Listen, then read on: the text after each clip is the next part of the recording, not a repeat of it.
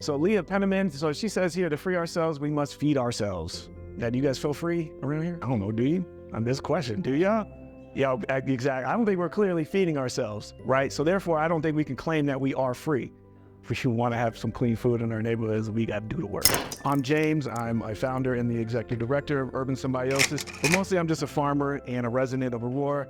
So our main goal is to build a network of urban farmers and business and markets to create a small local parallel food system right here in Aurora. So our number one objective is we need to train 2 to 4 urban farmers annually. That is our goal. I'm along with 10 to 20 gardeners annually, and we'll look at some of those numbers and how they relate later. And then create 8 to 16 urban farmers over 4-year periods. We had about 3.5 acres that we have control over, access to. So 1.5 of those are here in Aurora and 2 acres are in Denver. And we also have a hydroponic area so we can grow our seedlings there as well. When we see a fresh, clean beet, or whatever else, it doesn't necessarily we don't respect it like we probably should. We don't respect the labor that goes into it. We don't respect that this is a rare commodity that you don't see no more. So we kind of have to get some of that back. But it wasn't until, say, when you touch the soil, right? Kind of all right, here we go. This is what I do now, so.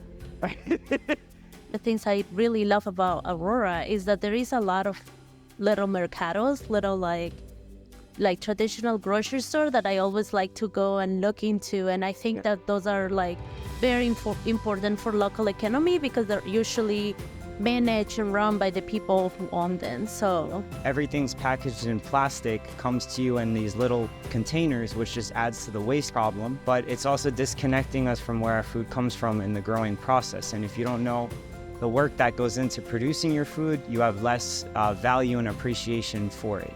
Basically, you want to increase access to affordable, nutritious produce in low-income communities by developing a network of subsidized, hyper-local urban micro-farms, right? So we have a beginner gardener cohort, intermediate gardener cohort, and our market garden program.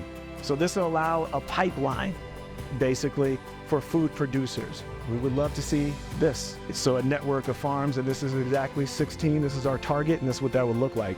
We could do it, y'all. So that's about it. What?